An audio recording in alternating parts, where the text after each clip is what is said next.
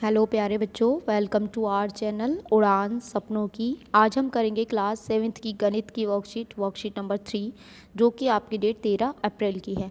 आंकड़ों का संगठन हम करेंगे। अब तक हमने जाना आंकड़े क्या हैं, हम जान चुके हैं, तथा किसी विशिष्ट जानकारी के लिए आंकड़े क्यों इकट्ठा करते हैं, ये सब हम पढ़ चुके हैं। आंकड़ों द्वारा उचित ढंग से जानकारी प्राप्त करने के लिए उन्हें व्यवस्थित संगठित करना आवश्यक है। बेटा देखिए, अगर आपको आंकड़े पता है, आपको कहीं का डाटा पता है कि आपके स्कूल में कितने बच्चे हैं, लेकिन आपको वो भी तो देखना पड़ेगा कि किस सेक्शन में कितने कितने बच्चे हैं, तो उसको हमें अरेंज करना पड़ेगा क्लास वाइज। तो इसलिए हमें अरेंज करना, संगठित करना बहुत ज़रूरी है। कक्षा 7 की अध्यापिका जानना चाहती थी कि उनकी कक्षा के कितने विद्यार्थी व्हाट्सएप ग्रुप पर कार्यपत्रक हल करके भेज रहे हैं। मतलब वो ये जानना चाहती थी कि वर्कशीट जैसे आप लोग करते हैं, तो वो कितने बच्चे वर्कशीट करके उन्हें वापस भेज रहे हैं। तो उन्होंने पता कर लिया कि 33, 35, 46। फिर उन्होंने क्या किया, उन्होंने दिन के हिसाब से डाटा बनाया कि सोमवार को 33 बच्चों ने वर्कशीट करके भेजी, मंगलवार को 35 बच्चों ने करके भेजी, और सैटरडे को भी भेजी 38 बच्चों ने। तो उन्होंने अरेंज कर लिया ये डाटा। अध्यापिका को पूरे सप्ताह में प्राप्त होने वाले औसत कार्यपत्रों की संख्या को विभाग को भेजना था, औसत निकालना था। अब औसत निकालने के लिए उन्होंने क्या किया, पूरे सप्ताह में जो भी कार्यपत्रक थे सबको जोड़ दिया और 7 हिस्सों में बांट दिया। यानी कि 7 दिन थे तो 7 से उन्होंने क्या किया, भाग कर दिया। तो वो हमें क्या मिल गया, माध्य मिल गया। माध्य कैसे निकालते हैं, आंकड़ों का योग को भाग करते हैं आंकड़ों की संख्या से। ठीक है, इन सबको हमने जोड़ा और 7 से भाग कर दिया, तो ये हमारा माध्य निकल गया। अब देखिए, अब अध्यापिका ने यह जाना कि बुधवार और शुक्रवार को विद्यार्थियों द्वारा लौटाए गए कार्यपत्रक की संख्या समान है। यानी कि यहाँ भी 46 है और यहाँ भी 46 है, दोनों जगह 46 है। तो ये जो नंबर है जो बार बार आता है, तो हम उसको क्या कहते हैं, बहुलक। तो ये आपका क्या होगा, बहुलक होगा। अब देखिए, यह जानना हो कि कौन से 3 दिन 35 से कम और कौन से 3 दिन 35 से ज़्यादा बच्चों ने कार्य किया है, तो उसके लिए हम क्या करेंगे, आंकड़ों को बढ़ते क्रम में लिखेंगे। यानी कि सबसे छोटा, फिर उससे बड़ा, फिर उससे बड़ा। देखिए, तो अगर हम यहाँ लिखते हैं, देखिए 33 पहले आएगा, 35 आएगा, और उससे पहले 32 भी आएगा। ठीक है, 35 के बाद क्या आएगा बेटा, उससे पहले 29 आएगा। इन सबको हम लाइन से लिखेंगे। लाइन से लिखने के बाद क्या होगा, 7 दिन है तो 3 दिन इधर से छोड़ेंगे, 3 दिन इधर से छोड़ेंगे, बीच में जो आ गया वो आपका क्या कहलाएगा, औसत माध्यक कहलाएगा। ठीक है, माध्यक। लेकिन ये कब हुआ, जब हमारी विषम संख्या थी। 7 दिन मतलब विषम संख्या। अगर 8 दिन होते तो क्या करते, तो हम बीच की 2 संख्याओं को जोड़ते और 2 से भाग कर देते।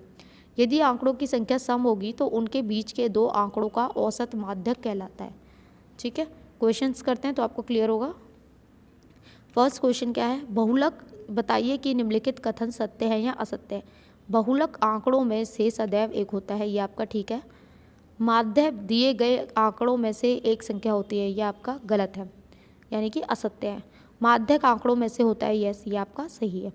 ठीक है, चलिए सेकंड क्वेश्चन देखते हैं। कक्षा के एक मूल्यांकन में प्राप्त किए गए निम्नलिखित अंकों को एक सारणीबद्ध रूप में संगठित कीजिए। ठीक है, ये नंबर लिखे हुए हैं बच्चों के, आपको एक कॉलम बनाना है, फिर क्या करना है, परिसर निकालना है। तो बेटा परिसर क्या होता है, सबसे बड़ी संख्या में से सबसे छोटी संख्या को हम घटा देते हैं। सबसे बड़ी संख्या 9 है और सबसे छोटी 1 है, तो 9 में से 1 को घटाएंगे, 8 आपका परिसर आएगा। फिर आपको क्या निकालना है, माध्य निकालना है, सबको जोड़ेंगे और भाग कर देंगे। बहुलक निकालना है और माध्यक निकालना है। चलिए इसका आंसर हम देख लेते हैं।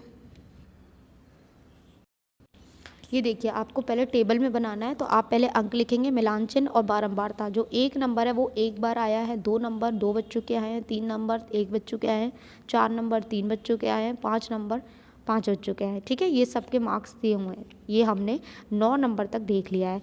ठीक है, तो ये आपका टेबल आपने बना ली। इसके बाद अब हमें क्या निकालना है, माध्य निकालना है और परिसर निकालना है। तो देखते हैं वो भी।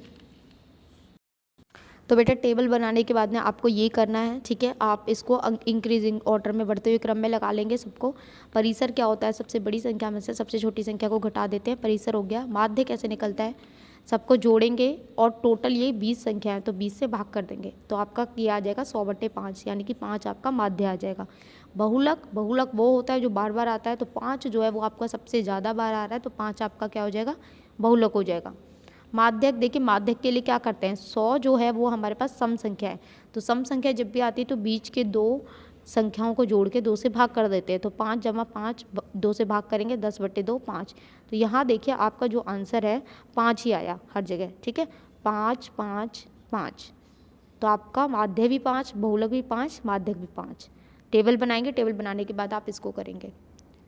तो बेटा यहाँ आपकी वर्कशीट कंप्लीट होती है। आई होप आपको अच्छे से समझ में आई हो। तो प्लीज़ चैनल को लाइक करें, सब्सक्राइब करें, कमेंट करें और अपने फ्रेंड्स के साथ शेयर ज़रूर करें।